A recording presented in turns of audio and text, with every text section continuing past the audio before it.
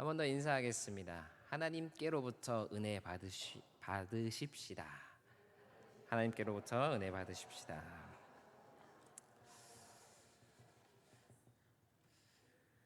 이 자리는 언제서도 좀 부담스럽습니다.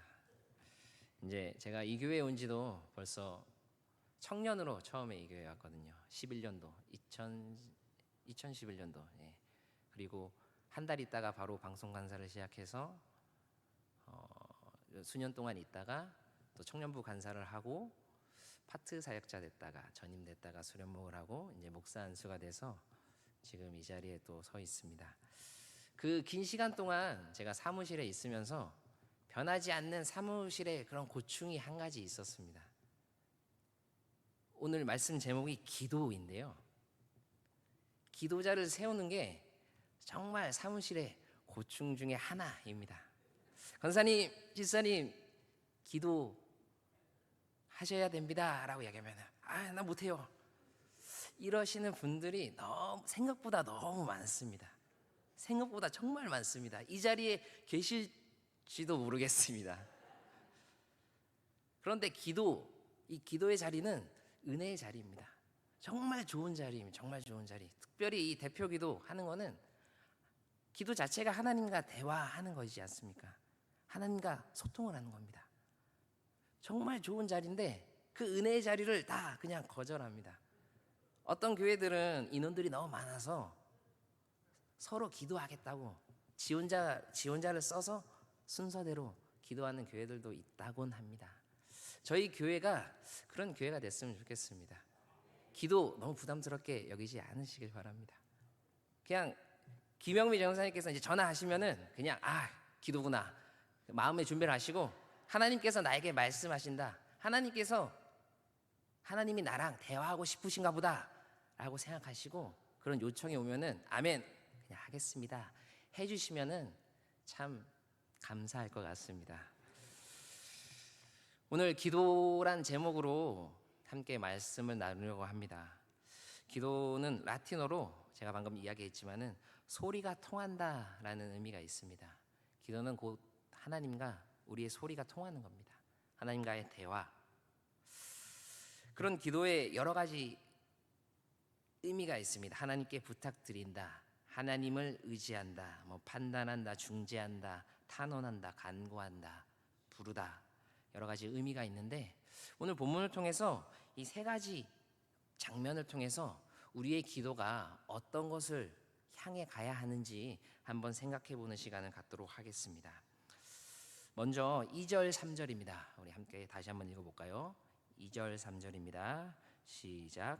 한 나병 환자가 나와 절하며 이르되 주여 원하시면 저를 깨끗하게 하실 수 있나이다 하거늘 예수께서 손을 내밀어 그에게 대시며 이르시되 내가 원하노니 깨끗함을 받으라 하시니 즉시 그가 나병이 깨끗하여 진지라. 아멘. 오늘 본문은 예수님께서 5장에서 7장까지에 거쳐서 산상수훈 하시고, 산상수훈 다들 아시죠? 하나님의 나라에 대해서, 하나님 나라의 백성이 어떻게 살아가야 하는지 정말 자세하게 예수님께서 말씀해 주신 그런 본문들입니다. 그 말씀 이후에 예수님께서 그 산에서 내려오실 때 1절에 보면은 수많은 무리들이 따라옵니다. 정말 많은 무리들이 예수님의 말씀을 듣고 예수님의 인기를 소문을 듣고 예수님께서 기적을 베푸신다 소문을 듣고 많은 무리들이 쫓아옵니다. 그 가운데서 한 나병 환자가 등장합니다. 나병 환자는 당시에는 격리돼서 따로 살아갈 수밖에 없는 존재들이었습니다.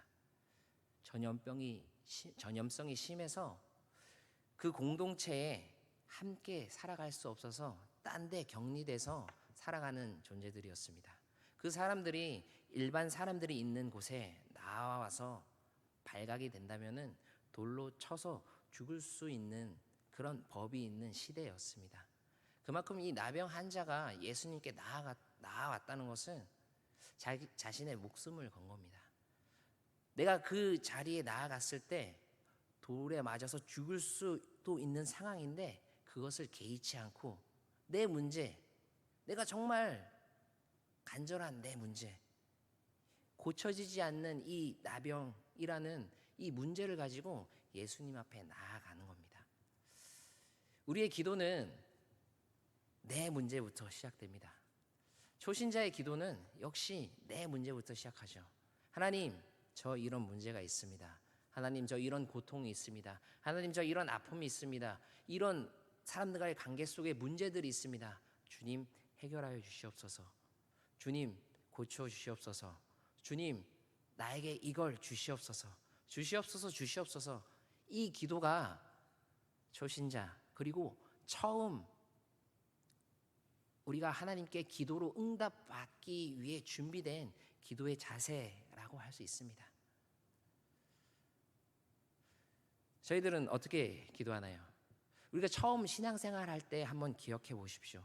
저도 처음 신앙생활 할 때 기도가 뭔지 몰랐습니다. 그냥 제 친구가 저를 교회 데리고 가서 하나님께서 너가 기도하는 거 그냥 들어주셔. 한번 뭘 달라고 기도해봐. 이렇게 알려줬을 때 그냥 하나님께 기도했었습니다. 성도님들께서도 다 아실 겁니다. 제 어머니가 무당이셨잖아요.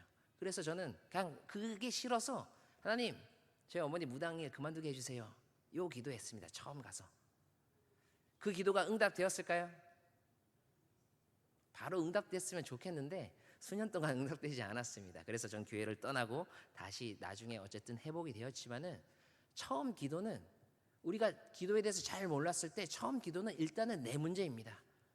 내 문제를 가지고 하나님 앞에 나아가는 거, 주님 앞에 나아가는 건데 그 상황 속에서 간절함이 있어야 됩니다. 이 나병 환자는 자기의 목숨을 걸었죠. 내 문제를 가지고. 죽을 수밖에 없는 그런 상황 속에서도 내 문제를 해결하기 위해서 내 목숨을 걸고 주님 앞에 나아간 겁니다. 우리는 정말 내 문제를 가지고 간절하게 주님 앞에 나아갑니까? 아니면은 주님 이거 들어주세요. 안 들어주면 말고 이런 마음가짐으로 주님 앞에 나아갑니까? 제 딸 소윤이가 자주 하는 말이 있습니다. 한 번만 더, 한 번만. 마이쮸를 한 번만 더 먹게 해달라. 유튜브 영상을 한 번만 더 보게 해달라. 들어주면 또 다시 요구합니다. 한 번만. 초신자의 기도, 이 기도가 이거와 마찬가지입니다. 하나님 이거 들어주세요. 하나님께서 나에게 분명히 은혜를 베풀어 주셨을 거예요. 각자의 삶의 가운데서 하나님께서 기도의 응답을 주셨을 거예요. 그리고 나는 은혜를 받았죠. 근데 그 기도가 거기서 머물면 안 되는데 우리는 계속 한 번만 더 하나님께 구합니다. 하나님 이거 주세요. 이거 해주세요. 내 문제 이거 해결해 주세요. 내 문제가 이제 해결됐지 않습니까? 내 간절한 그 문제가 해결되지 않았습니까? 그러면 이제 그 기도의 자세는 좀 더 성장해야 됩니다. 우리 5절에서 7절까지 말씀 한번 읽어보도록 하겠습니다. 5절에서 7절까지 말씀입니다. 시작. 예수께서 가버나움에 들어가시니 한 백부장이 나와 간구하여 이르되 주여 내 하인이 중풍병으로 집에 누워 몹시 괴로워하나이다. 이르시되 내가 가서 고쳐 주리라. 아멘. 예수님께 한 백부장이 와서 자신의 하인을 고쳐달라고 간구합니다. 백부장이라는 것은 당시 로마 군대 조직에서 100명의 군대를 거느리는 지휘관을 뜻합니다. 당시에 유대는 로마의 지배를 받고 있었죠. 로마 군대의 지휘관, 100명을 거느리고 있는 그 지휘관이 자신의 나라가 지배하고 있는 그 유대 땅의 한 청년, 그들의 입장에서는 한 청년 예수님께 와서 간구하는 겁니다. 나보다 사회적 지위가 낮습니다. 어떻게 보면은 하찮게 여길 수 있는 사람입니다. 그리고 자신의 지위를 활용해서 유대 청년 예수 데리고 와 명령할 수도 있습니다. 그렇게 하지 않았습니다. 그리고 그 유대 청년에 가서 간절하게 기도하는 내용이 무엇이냐면은 내 집에 있는 하인의 병을 고쳐달라는 겁니다. 자신의 집에 있는 노예를 고쳐달라는 겁니다. 당시 사회에서 노예는 그 주인의 물건입니다. 생명 여탈권이 그 주인에게 있습니다. 병들어서 죽어도 전혀 상관없습니다. 그런데 그 노예를 위해서, 그 하인을 위해서 한 백부장이 예수님께 나와서 간구하는 겁니다. 고쳐주시옵소서. 우리의 기도는 이것처럼 발전해야 됩니다.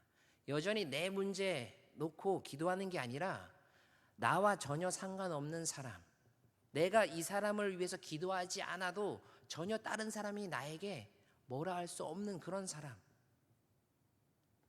사람을 위해서 기도하는 그런 자세가 그리스도인의 좀 성숙한 기도의 자세라고 할 수 있습니다. 그런데 한번 잘 생각해 보십시오. 저희들의 기도는 어디에 머물러 있습니까? 여전히 나라는 그 울타리 안에 머물러 있습니다. 내 문제 해결해 주세요. 내 가족의 문제 해결해 주세요. 좀 더 확장되면 내가 속한 공동체, 교회를 위해서 기도하기도 하죠. 그런데 나랑 전혀 상관없는 그 사람들을 위해서 우리는 기도합니까?